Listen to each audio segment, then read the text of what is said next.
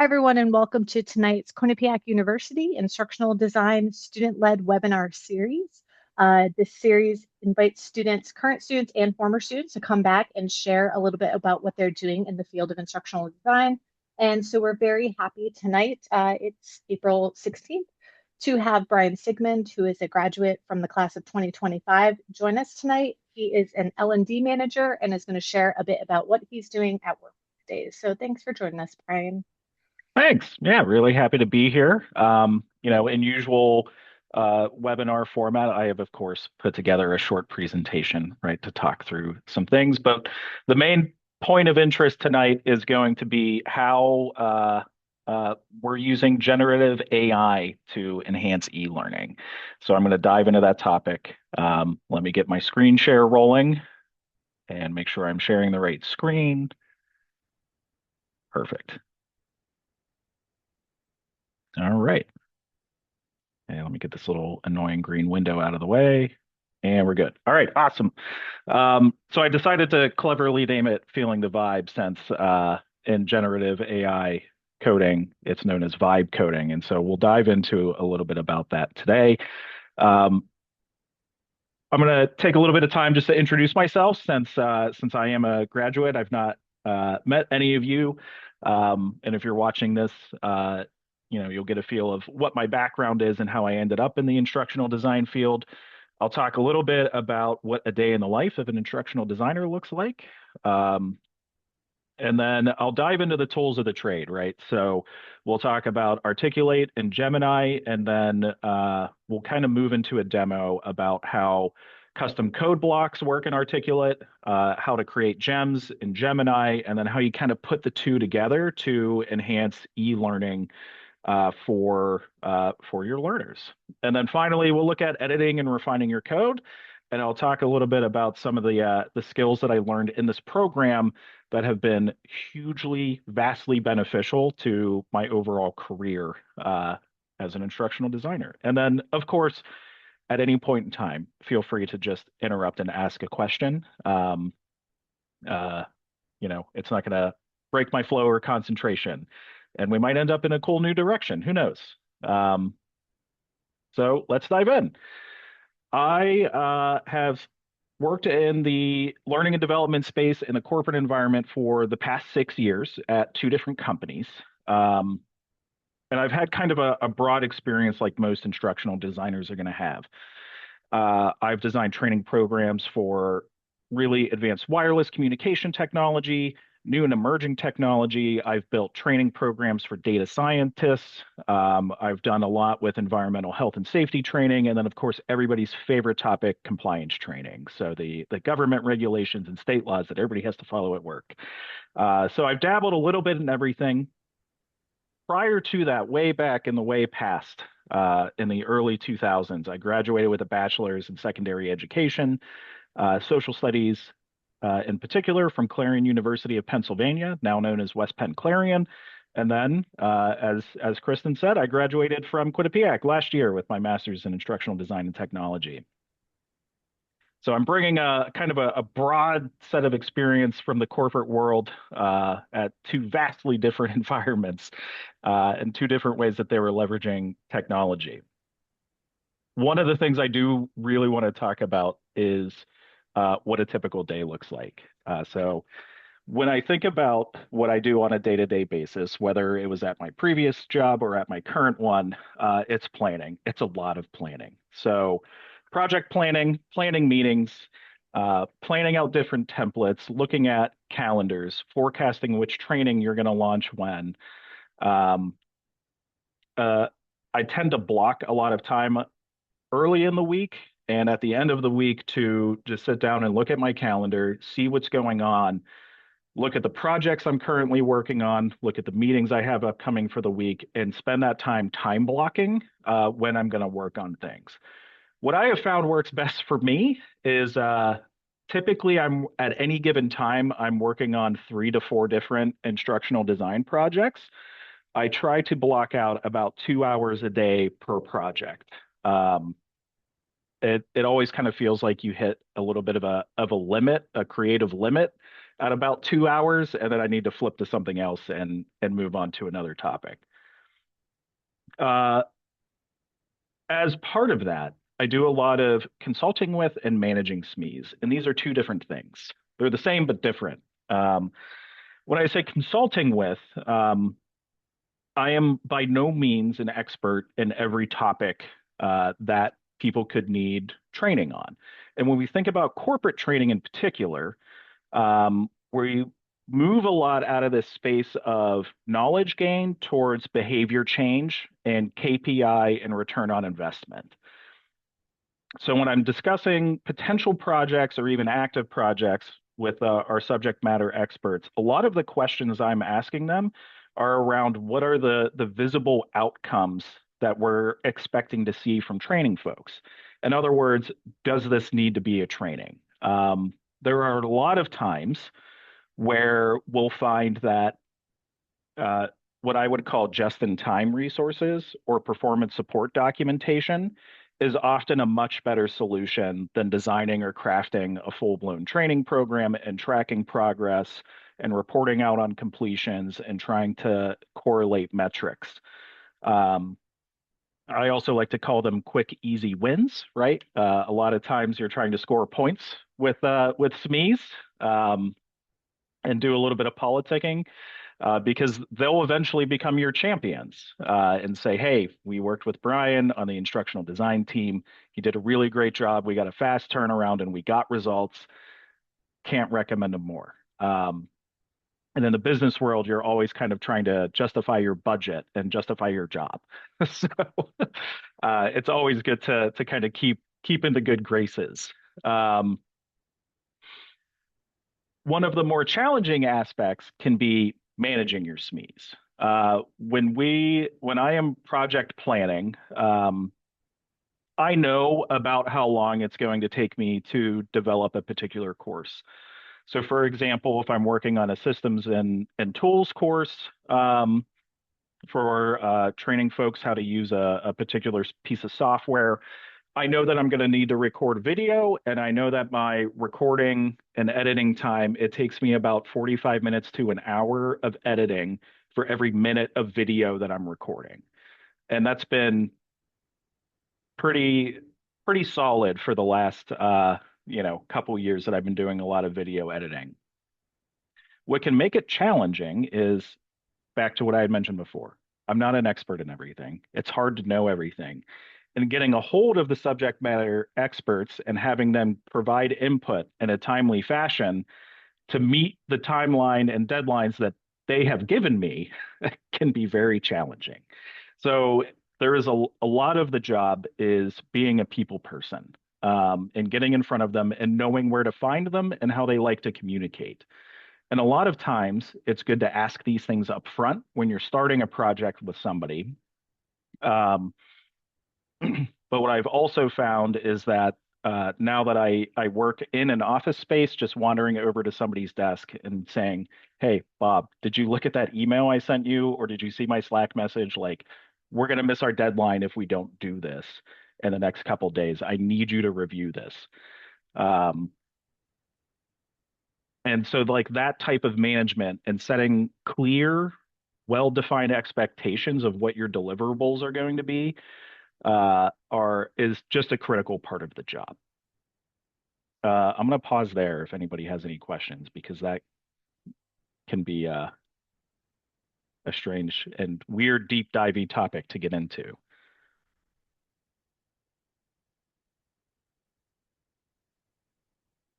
All right. Well, I'm going to talk about LMSs. So, Could I throw a quick question out? yeah, go ahead. So when you're getting feedback from SMEs, how do you balance taking feedback on the content versus the, hey, I think it'd be better if we design it this way, X? That's a great question. And when I am soliciting feedback, I actually put both of those things in like I send them clear instructions on what they're doing. And I'll show a little bit about how this works in Articulate and why I'm very particular about feedback. But the first thing I say is you are the SME. I need your feedback on the actual content itself, right? If something is factually incorrect or phrased incorrectly, you got to tell me, I'll fix it. I do tell people to avoid spelling and grammar because I have a whole separate group that will go through and do that for me. When it comes to design, I ask for opinions. Um, and so the example that I give in the email that I send folks is if you don't like the color of something, tell me this should be black or this should be white or blue. Um, but when it comes to the actual design, I don't get a tremendous amount of pushback because before I even dive into actually putting things into a tool, um, I will provide them with samples of work that I've done in the past to show them like, hey, this is what I'm thinking. I'm thinking we're going to do an interactive video. We're going to layer it in with text. Does this sound good to you? And if they say no, I provide my justifications why. And I have my Myers theory of multimedia learning book sitting right here to help me back it up, right? Um, I had mentioned a few weeks ago that at my previous job, I had a lot of my word had a lot of weight because I was a subject matter expert that moved into learning and development. And at my current job, I'm not a subject matter expert, but I am the expert in instructional design and learning. And that's what gives me that weight to be able to say, we really should go down this design path because you're going to get a better result. Right And then on. if they give me more pushback, then I'm like, okay, let me pull out this book and say, like, here's your evidence, right? I found in both positions, I've worked a lot with engineers, and they like evidence, and they like documents, and they like reading papers. Um, it goes over very well. Anything else?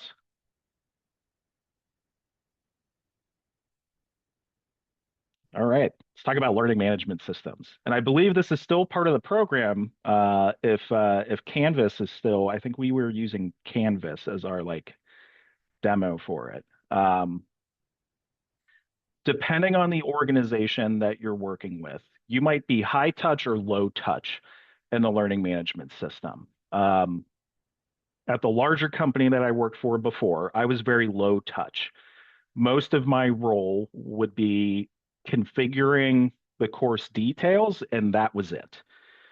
In my current job, I'm very high touch. So I am maintaining our learner groups. I'm helping to maintain user data, ensure that reporting hierarchies are correct because managers like to know what the folks on their team are up to. Ensuring that people have access to the right types of training that they need and aren't able to see the things that they don't. In a corporate space, there are some trainings for managers that regular employees don't need to see if they're not managing people, particularly around like timekeeping, labor law, things like that, that like nobody that isn't a manager is going to care about. However, learning management systems, like any other great piece of software, they have their own problems. And so, for example, you know, we do encounter challenges where during our knowledge checks, folks will miss a question and it will tell them that they failed the course, even though they met the percentage. And so working with that learning management system company to figure out what is going on and why is this happening, that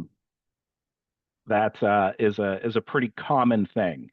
So it's usually maybe once, at least every other week, we're sending in some sort of support ticket. Um, and this has been my experience with every LMS that I've worked with. So nothing seems to be perfect with them. And then, of course, as they add new features in, that scaling creates more downstream problems.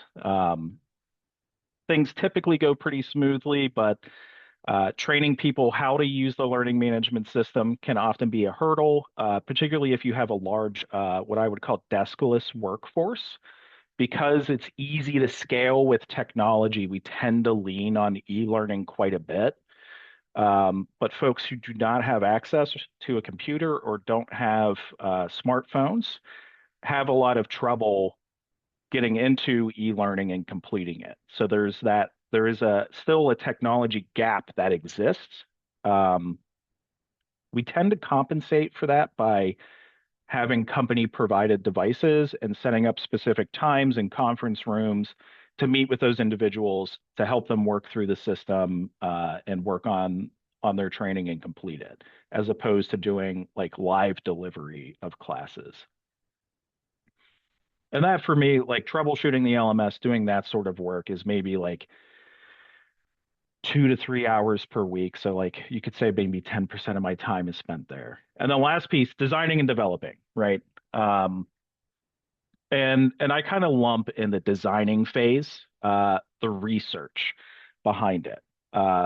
For example, I'm doing a lot of work on leadership development training, which means that I'm diving pretty deep into Google Scholar. I'm doing interviews with a lot of leaders throughout our company to get their perspective on what they think leadership should look like, what does good leadership look like, backing it up with that information that I'm finding in Google Scholar, and then figuring out how to develop uh, either a full-blown course or a complete, learning academy around it. The developing work is working with the tools, and that's where we're gonna dive in and get a little hands-on with two tools today. But before I do that, I'm going to pause again for any questions. LMSs are fun, by the way. I scoped 8 different ones, I think, before selecting one. There's some wild stuff out there these days. It's a pretty interesting field to work with.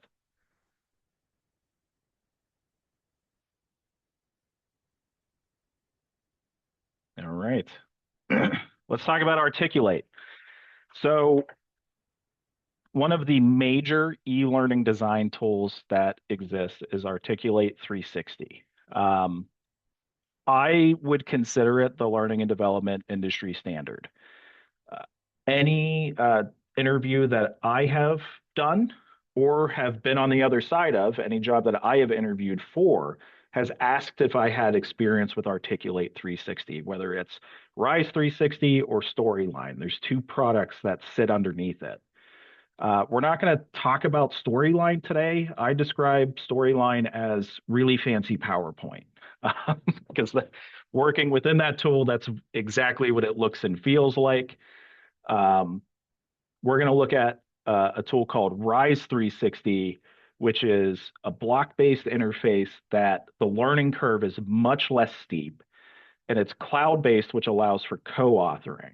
Co-authoring and SME-developed content it's been out in the industry for a while, right? So this is not where you're going through your traditional design process, you're getting your information from your SME, and then you're putting it into the tool and going through feedback loops. This is where you're both in there, going back and forth, developing content. So SME-generated content is becoming more popular, and this type of software, this cloud-based software, enables that. It leads to much shorter development times. It does lead to a little bit of friction around content design, but that's where you have to fall back on your expertise. Like this program sets you up for it, use it. Use that knowledge and expertise to justify your decisions, particularly if you're editing a SME's section. It also allows co-authoring between multiple instructional designers, which is just absolutely fantastic. In a lot of cases, I have found myself working with 3 to potentially 4 different instructional designers all on the same project. And again, this type of cloud-based software with real-time updates makes it so much easier than having to save a Storyline file, upload it into the cloud, let somebody else download it and make edits. it really does speed up that whole development cycle as you're working through creating an e-learning. We'll talk. I'll kind of give a tour around it before we get into the code blocks, which is my favorite new feature that was added. The second one that I use on a daily basis at this point is Google Gemini. I think I don't know that there has been a day in the last 2 years that I haven't heard the letters AI, right? Everybody's talking about it. Everybody's trying to figure out how to use it within their role. They're trying to figure out if it's going to take over their job, if it's capable of that. So there's a lot of different feelings around it. You know, what I have found in experimenting with different AI platforms is I really like Gemini. One, it sits really well in the environment that I work in. It's an add-on to Google Workspace. A lot of different companies are using Google for their email, for doc creation, and it just sits right in there and it's there watching you all the time.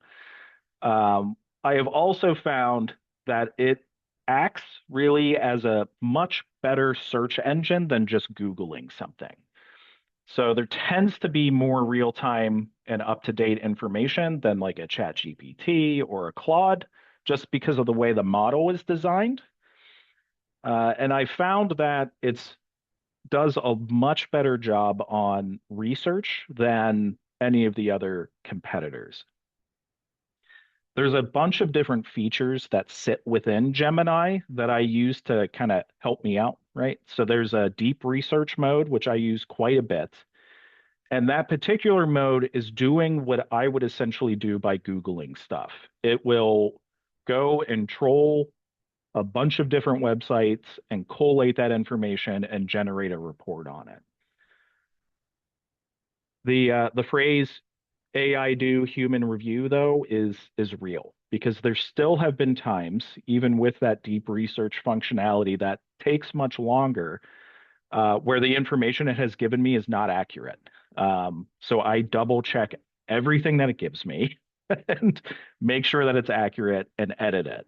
I treat it very much as like a junior research assistant, right? I would equate it to like what my skills at researching were through Google were at maybe when I was in like high school, right? Um, and the example I'll give you is I recently built a training around cybersecurity, and what I wanted to do was present case studies, right? Examples of cybersecurity breaches that have occurred, because that kind of that helps land it and make it real for the learner instead of a made up case. One of them, it found one article that stated that there was a cyber attack on a water treatment facility that was going to put poison in the water supply. And as I was reading this case study, I was like, this doesn't sound right. Like, I feel like that would have been bigger news. And so it had a full 2 paragraphs about the incident, what happened, like how it was caught. And I started diving into this one particular one because I was like, this is really scary. And as I was going through it, it turns out that no, that is not what happened. There was no cyber attack. There was the original story was they thought there was a cyber attack that was going to add a particular chemical to the water supply, but it turns out it was human error. Somebody hit the wrong button. The story that was originally published that was then retracted but still existed on the internet said that the only way that it was caught was because a human was at the terminal and saw the mouse moving on its own. That was not true. Like, so there was a bunch of things that it hallucinated. So I always, always double check the information that it's giving me, particularly if it's going to end up in an end product. That's something that you don't want to be wrong about, right? One of the advantages to Gemini is what are called gems. And one of the advantages to Rise360 and why it's still remaining popular is they added a new feature called code blocks. And I'm going to talk a little bit about code blocks first. And this is where, again, the IDN program comes into play. This is a new feature that's been added into Rise360 where instead of being able to just embed an external web page, you can essentially build an entire web page within the tool itself. And what this does is it gives you capabilities that you didn't have before to create more detailed and more personalized interactives. And I'll show you an example of what this looks like. But the programming languages that keep coming back year after year for me, HTML, CSS, and JavaScript. I know in the IDN program we didn't go too deep into JavaScript. I think I did it personally as a stretch assignment during that class because I have a decently, I have a decent amount of experience with HTML and CSS. But when it comes to things like vibe coding, you need to know what you're looking at. Even if you don't know what something does, because I'll find myself in that case quite a bit, you just need to have at least an inkling of what that thing is. On the other side, you have gems. These are not agents. That term agents is coming out quite a bit. Agents are things that will just go out and do things for you on an automated basis. Gems are custom-built assistants that I use for very specific tasks or repetitive tasks that I do not feel like reprompting or that I can update over time. And when you marry these two together, that's what kind of lets you help enhance the learning experience for the end learner, right? Are there any questions before I move into showing off the tools? I actually have a real quick question, Brian. Do you have to pay for Gemini? Is there like a tiered you know, levels of Gemini, or is it just are you using the base level? There are tiered levels to it. So there is a free version. I have a paid version that is $20 a month. That is it was an extension of what I was already paying for existing like Google Cloud storage, which I think I was paying $15 a month for. So I've been like grandfathered into this like $20 plan. I think there is still a $20 plan out there, but there are tiered plans for it. From the company perspective, I don't know what that add-on looks like. So like if you're in that space, the like IT space, what the cost of the Gemini add-on is. The capabilities do get different as you move up in tiers, and you get access to different models.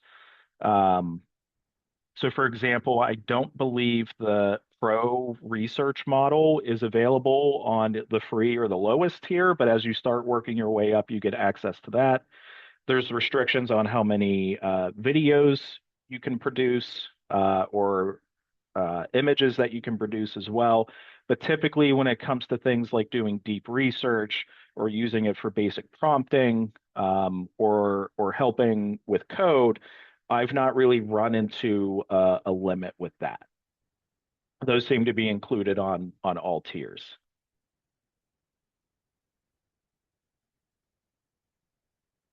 You also get more storage as you pay for more. So, I have we have two cats, so lots of cat photos, got to store them somewhere.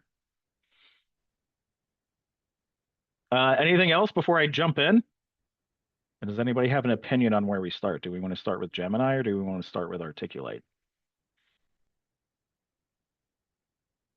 I think we'll go alphabetical order. We'll go Articulate first. All right. So this is the software tool that I spend most of my day in when I'm developing training. So this is Articulate 360. This particular product is Rise 360. They have really gone hard on the branding with 360. So you find that in a bunch of their different naming conventions.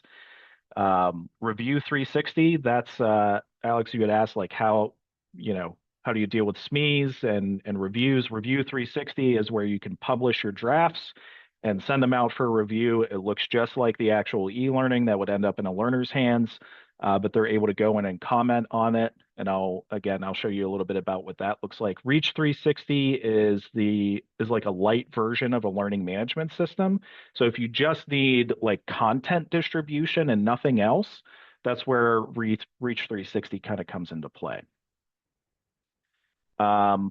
There's something that I want to point out because, like I had mentioned, there's those two letters AI popping up everywhere. All the tools that I've used, um, I have I've used Rise360. There's another one called Easy Generator that's out there. They've all started embedding AI into the software itself. In discussion with, internally with my SMEs and with the, just other instructional designers, what we have found is this does not do our job.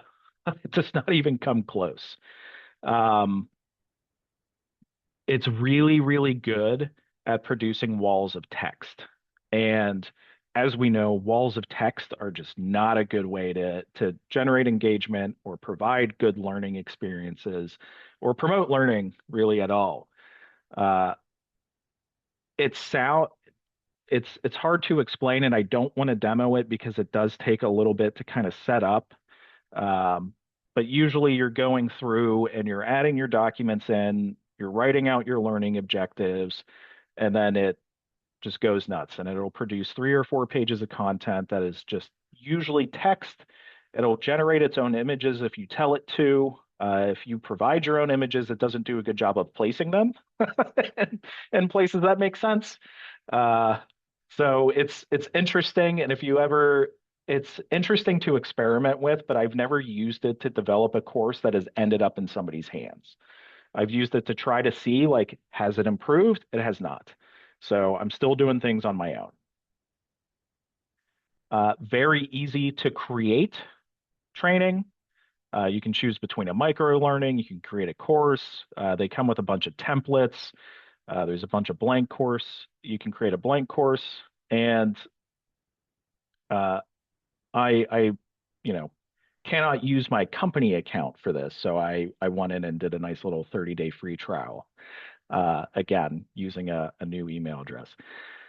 What I did create is something called the Artemis missions because I love space. And Artemis has been on the top of my mind. And so I thought this would be kind of a good way to demo what these training courses can look like. So after you initially generate your shell, you're presented kind of with this blank screen. You put in your title, you can describe your course. It's a good place to talk about like what expected outcomes are. And then you add in your content and press enter, and then you can choose what you want it to be. Is it going to be a lesson or are you going to create a quiz? You can pull in templates if you need to. If you've created your own templates, you can pull those in. There's a lot of times where for legal reasons, we have some verbiage that we like to keep the same. And so I just have it existing as a template so I don't have to constantly pull it back in. Getting in is as simple as hitting edit content. And then this is what I've built. All in all, pulling this simple, what I would call micro learning about, the Artemis program, the SLS and Orion, and what the current missions that have already launched are, probably took me about an hour to put together. If I were to do this in another piece of software like Adobe Captivate or Storyline, to get the same level of interactivity and the same kind of crisp design look, it would probably take me 3 to 4 times the amount of time that this did, which is why I prefer to use a Rise 360 over something like that, particularly if I have a short turnaround time, which is oftentimes the case because people want their training. When they want their training, they want it done yesterday. So everything's always a rush. So this example that I've put together here is what I would call a more traditional, what you would see from a basic e-learning. So I'm going to put this into preview mode just so you can see what an end product would look like. What's nice about this, because people do tend to use their mobile devices, you can see what it looks like on a tablet. You can see what it looks like on a smartphone, whether it's landscape or portrait mode. This really, really helps with accessibility. Particularly, again, I had mentioned a lot of the workforce that I support these days is deskless. So I need to know how this is going to render on a device like a tablet or a smartphone. Because the way that people access information is changing beyond just a desktop. So the goal here, right, is simply information about the Artemis program. So we have our big bold text, making sure that they know that it's, we're going to the moon and it's laying the foundation for a manned mission to Mars. We move through, we want to talk about the Space Launch System because that thing is pretty neat. We want to talk about the Orion capsule because that's what's going to take them to the moon. And then we introduce these click items. So this is where we start getting into some of the interactivity that's built into Rise360. So these little click boxes you can open up, have information, you can embed different media types within it. So that way it's not just a static, again, block of text. We're using that segmenting principle, so it's not just a long scroll, it pauses, we hit continue. We talk about the missions and what mission patches mean. Here's a flip to reveal. So the first Artemis mission, 25 days. The most recent one, 9 days. First time we went to the moon in 50 years.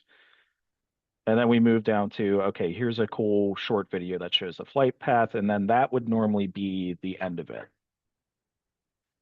This is where this is what I would call, it's good.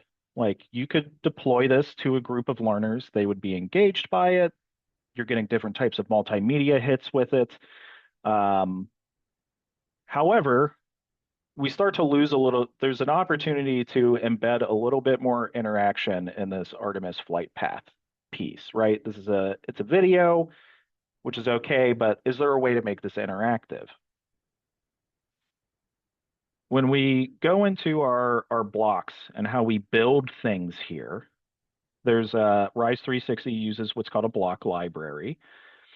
So we have text, we have statements, we have quotes, we have lists, all kinds of different options.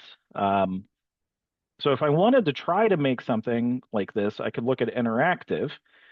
We have kind of a tabbed piece that we could look at. We already did a labeled graphic.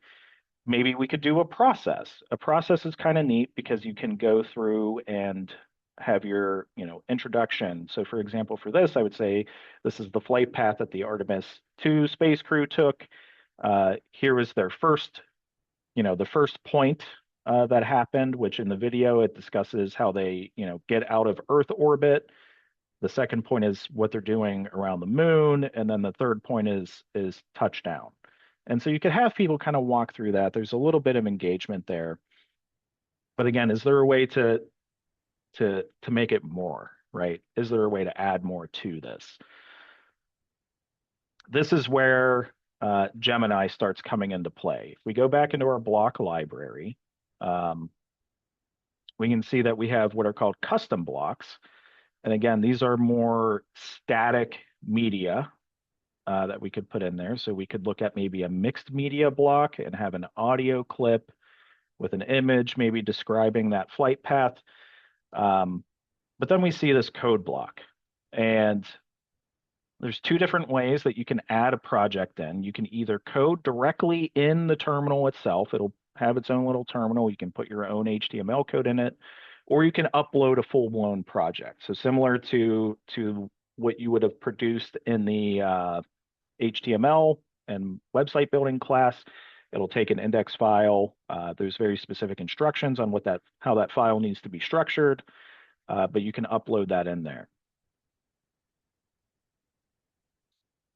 And so it just tells you can go in, add your code. I tend to use this, and the reason that I like to do that is it makes it easier to troubleshoot code when it doesn't work. It is a little tight. You can't really expand it out much beyond that. So I do use Notepad++ to help me look at code, but that's where it sits.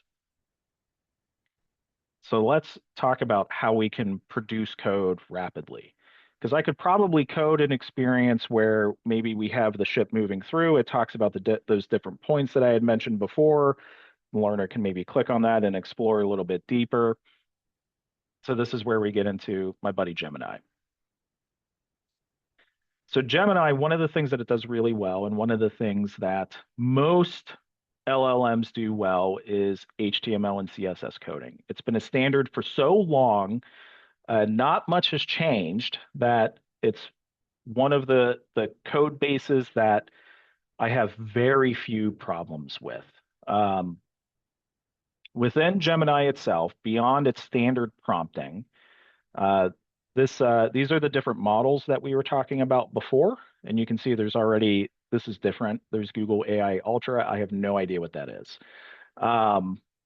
But these are the different models that it has. Typically, I'll use advanced math and code when I'm looking at vibe coding with Gemini to help me come up with HTML pieces. Within the tool set, here's our images. There's a new function called Canvas. This will let you see what those outputs are going to look like before you dump them into Rise360.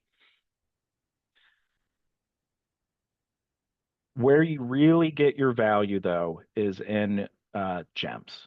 So this is something that I'm doing on a daily basis, right? I'm going in and I'm coding custom blocks all the time to, again, just help enhance that e-learning experience, to give learners something a little bit different every time they're going through it. We have to remember, right, when it comes to e-learning, they're interacting with a computer, they're not interacting with a human. So how do we try to get to make it as memorable as possible? When we look at the gems,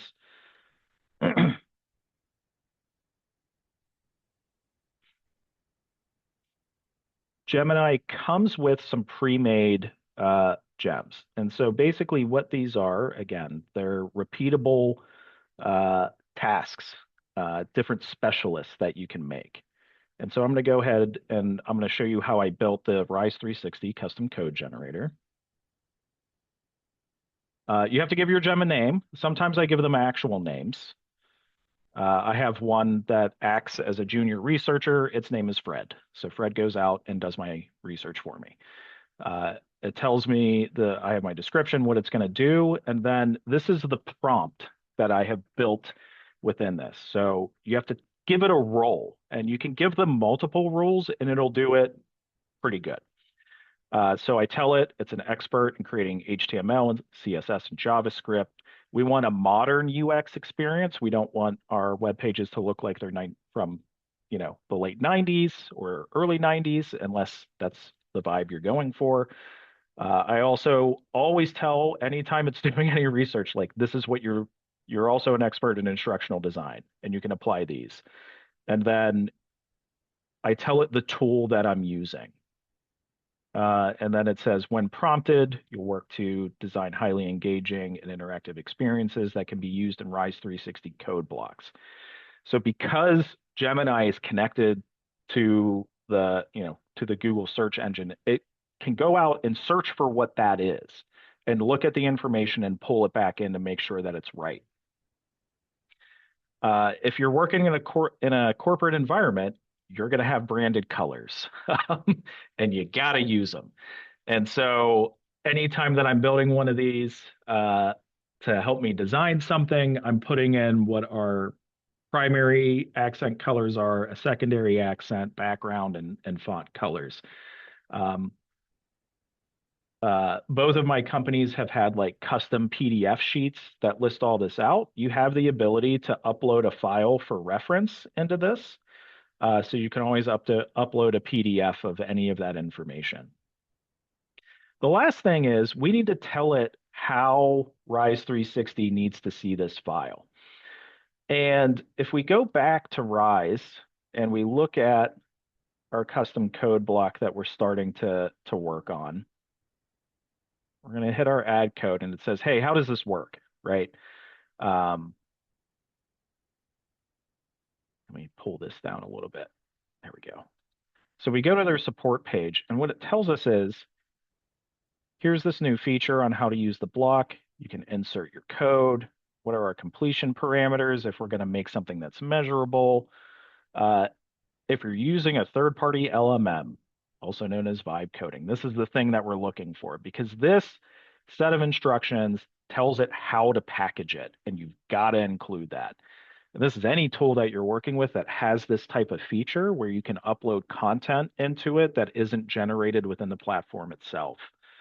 So I stripped a couple things out of this just to show like two different examples of like where something goes wrong and where something, what a good final product looks like.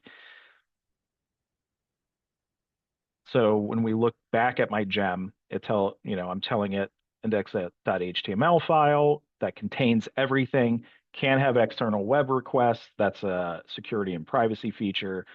Index.html is going to be in an iframe because that's how Rise has it configured on their backend. And then it's got to use a transparent background unless you tell it otherwise. So now that we've built our gem, we can go ahead and tell it what we want. And so what I have found best works when you're demoing with AI is to have some pre-made ones already out there. Because what's also fascinating with LLMs, if I were to type the same prompt in, there's a good chance I would get a different type of map that comes out a second time. And maybe if we have time, maybe we'll experiment with that. So the prompt that I gave it is, I want to make that flight plan interactive. I want to show the flight path, have the learners explore what the astronauts did on the journey. You should be able to click on certain points during the flight path and learn about events that took place. It tells me what it's doing. So it has its output, and then gives me the code, and then it's bragging about what it did. I usually ignore what it says down here because, again, it's just bragging. And then it tells me what I need to do to insert it into Rise360. It says you can save it as an index.html and zip it. That's not true. I tried, it doesn't work because it just doesn't work. Don't know why. So when I first generated this, the hotspots weren't working, right? So I would click on it. You're supposed to be able to click on each one of these and kind of explore what's going on. So if you notice, there's already a couple problems with this. What order do I click these in? It doesn't make a lot of sense. What exactly I'm supposed to do. The instructions are just select a marker to explore the mission stages. Great. Awesome. So I told it, hey, there's a problem. Let's make sure this works with a Rise360 code block. Maybe it didn't get it the first time. The hotspots aren't working. And then it says, oh, yeah, you're right. I expanded the hit areas. It added these pulsing rings around it. And when I loaded it up, the rings were just flying off the screen. Like it would pulse and then they'd shoot off the screen like a star. Or like a meteor. It was great, but not what I wanted. So it goes through, it troubleshoots the code. So again, these are things that while I might be able to reprogram some of this, like adding numbers to the different hotspots, these are things like I don't know how to make the pulsing, right? So I need it to fix that. And so it came up with a different solution, and this is the final product. When I loaded this in to Rise, so this is here's the back to the moon with Gemini. We have our same content. Here's that same block. And this is kind of one of those, what's different between 1 and 2, right? So I went back, I'm looking at this, and I'm like, okay, well, maybe something's wrong in the code.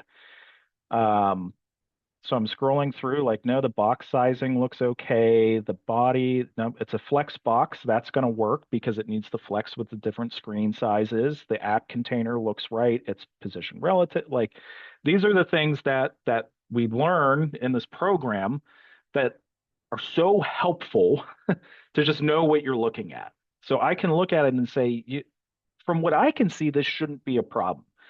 My mind then jumps to, okay, well, I'm using a free trial. Maybe this works in my company environment. It didn't. It did the same thing. Because there's this box here. I don't have this box on my company license.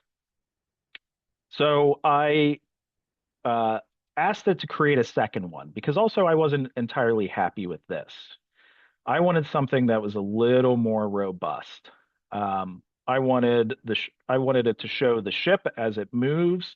I wanted it to talk about the different points that it had already brought up. And so now we get this. You press this little play button. It tells you the point that it hits, lunar flyby, and then it goes back. And so when I coded this one, when I say I coded, I use that term loosely. I went in and said, okay, I'm going to start with a different prompt. I'm authoring a training course. I'd like for there to be an animation of a ship moving along its flight path. I didn't give it a lot of information, but this was the first thing that it spat out, which I thought was kind of incredible. Again, it's bragging about all the stuff that it included. There was a timer clock next to each one of these points, and it was like half the size of the screen. So I asked it to remove it because I couldn't find where it was coding it in the original set of code. It removed the clock. And this is where I found where I had it find its original problem. So when I loaded it into Rise, I had the same exact problem. It was cutting it off. So I told it, the height's not quite right. And it went in and it said, oh, okay, often when embedding custom widgets, and it's talking like it does this all the time, like I can guarantee you there's like 4 of us that are maybe doing this. So it says, okay, I'm going to adjust the height to 100% and center on the body tag. I know what those things mean. So it removes the height 100%. It removes align to center.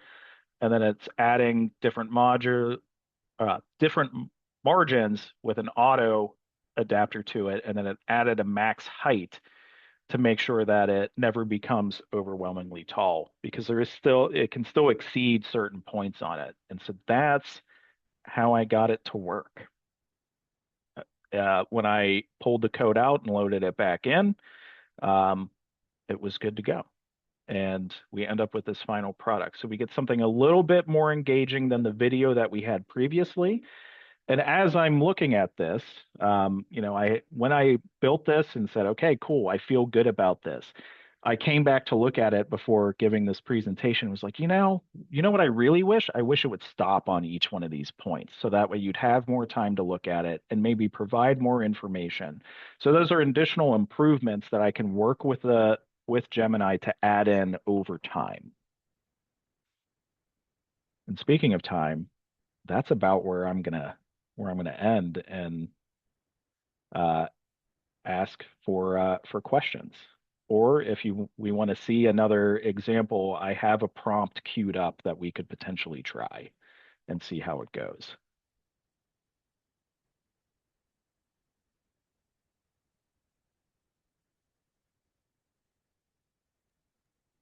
Brian, I have a question. Yeah. Thank you very much, first of all. Do you typically find that when you're working with SMEs that you have to sort of guide them through what different types of interaction you could put in? They sort of need that coaching on what they could ask for? Yeah, absolutely. I think in a lot of instances, folks have had a lot of bad training, right, in their lifetime, and it seems like if they're maybe a little bit, mid to late career, their expectations are a little different, where they're like, oh, it can just be text on a slide. That's how we've always done it. And it's like, no, no, no. Listen, we can do so much more now than we used to be able to do. And it's so much more effective at producing results. So yeah, I do find that I do have to spend quite a bit of time saying, you can come up with something wild and we can try to make it happen. There's no wrong answer. And one of the things that this type of coding and this type of system within Rise lets us do is make those things come to life in a way that we couldn't necessarily do before in a much more rapid timeline. I can rip through a beta draft of this. Like I said, this would probably not be the final product. This would be a beta that I'm going to deliver to a SME, and I would probably get that feedback. Like, I wish it would stop there. But absolutely, yeah, you got to tell them what you can do.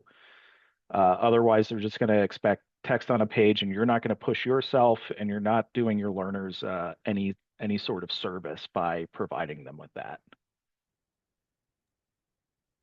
I think that's like the really insane thing about it is how quickly it can make those revisions. Because if you had to redo this and add in the coding yourself or change the graphics, your SME comes back and is like, oh, the moon and earth are out of proportion. It's so much time and work to make those changes to these things traditionally when you can just literally tell this little computer guy to do it and it just pops it out. It Yeah. kind of terrifies me, but it really is amazing. Yeah. It, with great power comes great responsibility, right? Um, and just knowing what you're looking at is super helpful. If I needed to go in here and change a color or a font style, I know how to do that. Um, I have an idea of what it's doing. Like if I wanted to change the header color, and this is just one that I know off the top of my head. Um, there we go. We changed our header color in 2 seconds because I know what I'm looking for. I want it to be in the header and I want this to be a different color. And then I don't have to use the LLM to do that. I have a question. Yeah.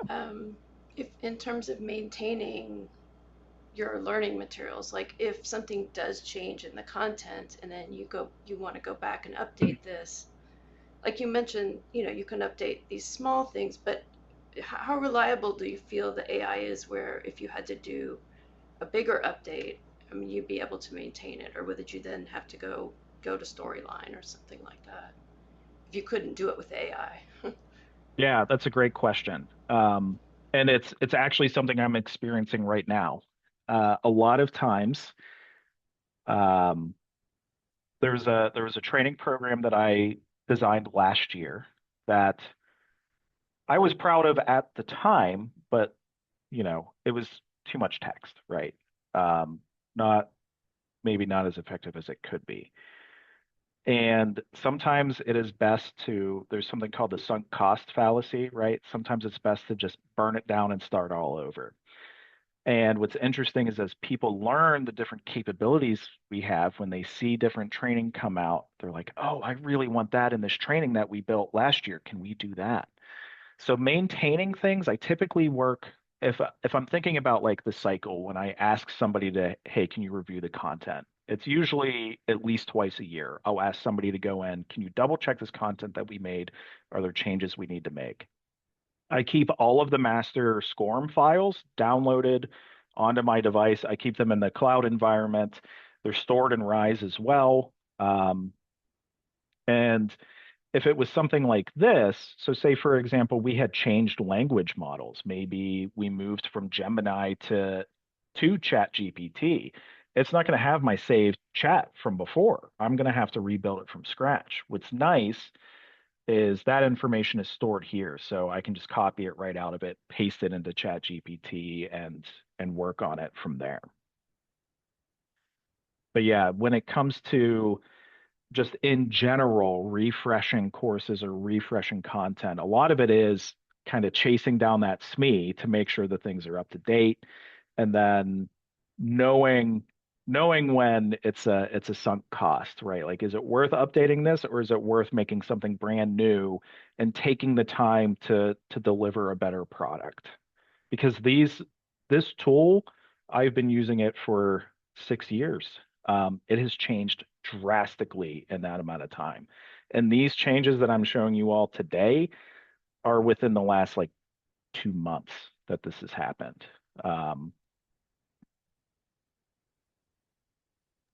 Yeah, the first add-in was the custom blocks, and this is kind of like you can just put shapes in, and then they added in the code block, and then they expanded the code block capabilities. So the tool itself is changing, and as your capabilities change, you got to let your SMEs know too, because maybe they want something different, or they had this like great dream of like it'd be really cool if we could do this, and it's like we don't have the time or the capability, so you can really go back and like you know do that great thing that you wanted to do.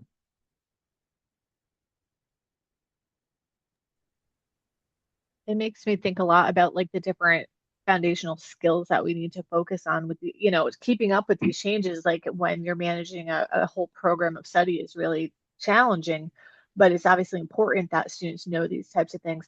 But also like those foundational skills aren't going to change. Like you said, you talked about like recognizing the code and just even understanding like certain things are numbers when you're looking at HTML or colors, and then certain things are flex blocks, like the different pieces of what makes up the HTML code. But then also just we were talking about of organization, like versioning your files, keeping your things organized, having all of your images in one place so that like Marsha's saying, if you have to go back, maybe something that was done 2 years ago and make changes, in some cases maybe you do need to just start from scratch, but in other cases you can kind of repurpose that stuff. So that whole like organization, cataloging, and tagging thing Mhm. seems to become really important too.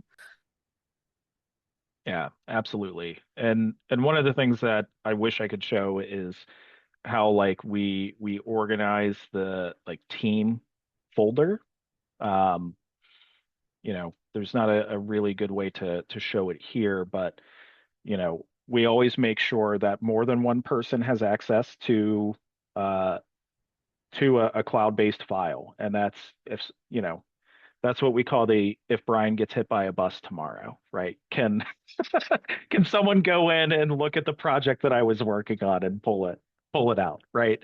But then just organizing it by either work group. I've seen it done a couple different ways, either by like project type, so like compliance, safety, product and technology, or by work group, like, hey, this is Brian's team, and this is Chris's team, and this is John's team. Um, so I've seen it done a couple different ways. But yeah, absolute like organizing your calendar, keeping your files organized, keeping detailed project notes. There's a lot that kind of goes into it because there are also times where your SMEs get really busy and you got to set a project aside for a few months and you're going to come back to it. And you got to get up to speed really fast because they're the SME, and for them, like no time has passed, but for you, it's been 2 months. You've worked on four different things. You went on vacation and came back, and now they're like, "Hey, remember that thing we were talking about? I need that in 2 days." So, I don't want to, we're over, but I actually have one more question. I don't know if other students had any other questions. I don't want to step on students asking questions. I did what's it called? A pause. I gave the space. But I just want to ask if there's anything that, first of all, is it creating more work for you using AI, or are there ways in which it is creating more work for you in different, I don't know, different types of work? And is the capabilities of the AI taking away any of your enjoyment from your job? Like, is it doing things that you used to actually like doing? that's a great question. Every question has been great. So there's a lot of pressure, I think, in corporate environments to figure out how to use AI. And that's where it becomes annoying. Um, because it doesn't, in those cases where you have, some leader that's really bought into it, that's just telling you, use AI, use AI, use AI, they're not providing you the direction or necessarily the support to figure out how to use it. Like, how can I use this thing? Or are you just trying to have me figure it out so you can replace me, right? Because that's a fear in the economy right now is that displacement. And that type of pressure, and then the pressure from vendors to use their AI tools, that's the one that actually really gets me. Like this Create with AI and Articulate 360 is, in my opinion, unnecessary. They don't need to do that. Um, Same with really any other one that's kind of popped up in there. Every tool has some sort of AI chatbot you can chat with, and it's just as good as all the other ones, right? There's going to be misinformation. There's things that are wrong. The one that I have found to be kind of useful is within Storyline itself. If you want to create more customized animations, and Storyline is that other product within the Rise360 set, it can help you write the JavaScript to do that. Because again, JavaScript has been around for decades, so it can find the resources on it. From the like enjoyment perspective, I try to give AI the tasks that I really don't want to do. So, um, I delegate things that I don't want to do or things that I know that are just going to take me too much time to do when I could be working on more strategic or different projects. I do not let it create videos or images for me because I love doing that. There's a lot of pressure to use AI generated video and AI generated images just in the industry in general, particularly with like the newer capabilities that it has. Like the images are a lot better. Um, but those are things that I really like doing. I like making vector images, so I will, pull out my iPad and draw some images or use Canva even to produce images. Um, for the courses that I'm building. So I do my best to not let it take away the things that I truly enjoy doing with my work. The one thing I do, you know, that I let it do for a while, and I'm starting to go the other way. I had mentioned the deep research function. After those couple times where it's given me misinformation, I've kind of lost trust in it, and I'm now relying more on doing my own like scholarly research through Google Scholar and pulling like actual research articles instead of having it troll the web. Because the web is now starting to get filled with AI slop in some cases, and so it gets misdirected pretty easily. So those I think are kind of the two things, that you had put in the question there. But yeah. Thank you. Alex, do you have a question? Yeah, I have a question on this theme. In the work you're doing, how much, well, here, so for the Artemis platform you created, for example, I noticed the prompt you used had very little direction as to content. It seems like the Gemini tool kind of created the content that was going to be presented, as well as the Mhm. tool, which cool tool, right? I think we all agree it was pretty cool animation that got spat out. How do you navigate that? Where it's like, hey, it gave me this great thing. I didn't contribute the content towards it. I'll go in and edit it, but do you find yourself like, I don't know if I'm posing this great. I feel like it would be really cool to get that frame and then put stuff in it. Do Mhm. you find you're able to do that as easily? Is it more difficult to say, give me this For sure. structure and I'll backfill it with the stuff I want? Is it hard to like, I don't know if you can talk to that a little bit. Yeah. Yeah. So there's uh in this particular case, right? Like I knew that I was under a time crunch, right? In Mm, terms of like I need to be able to show this. What I normally do is I provided a lot more information, and I'm usually uploading a lot of documents that I'm working on okay, with that's it. fair. Yeah. And I use Notebook LM quite a bit to like store things. I like Mm, Notebook LM a lot because it does not go out. It's only looking at the documents. yeah, I like that too. I've been using So that for that's kind of like, studying. yeah, it's great for Yeah. that. I love it. One of the thing, like what you mentioned about like, will I have it just build me frameworks? Absolutely. Mm, And the one scenario that I was going to give it is, it was time dependent, but what I use it a lot for is when I want the learner to go through and have to make choices. I'll let it code the functions for me, but I'm putting the content in after the fact. And again, that's where that knowing where to put things and how to format things to make it look right comes into play. But I'll use it to at least get me like an alpha that I can say the functionality works, this looks the way I want it, and then I'll go through and edit the code in a code editor like Notepad++ and back to you use the word backfill, and I think that's a great use of the word backfill the content. With what I actually want in there. So I'll end up a lot of times where I'll just say, hey, put placeholder or lorem ipsum text in there and spit that out for me. And I'll go in and do it later. I just want to see what it looks like first. Right on. All right, that's cool. It's really cool to know that it can do that. That was a really cool example. Yeah, thanks. Yeah, I feel like I have some studying to do myself now to learn how to do all this stuff. I've been working on like how can I make a little game in there, right? Like just and so it has some of that capability too. Like simple web-based games. It was taking me back to my middle school days. Well, and the crazy thing, like you said, if it can make like a basic game now, but just give it 6 months and what it's producing is going to be the next level. So, well, thank you so much for your time tonight, Brian, and for sharing all of this with us and teaching us, I think, things that a lot of us didn't know about and some great examples there. So appreciate your time and sharing your journey. And thank you everybody for coming out tonight. It was great to see a bunch of you and different people in different points in the program. So appreciate it. And good questions. Like Brian said, those were all great questions. Yeah. Yeah. Thank you everybody for coming. I appreciate it. And thanks for having me, Kristen. It was great to get to do this. So all right, I'm gonna stop the recording.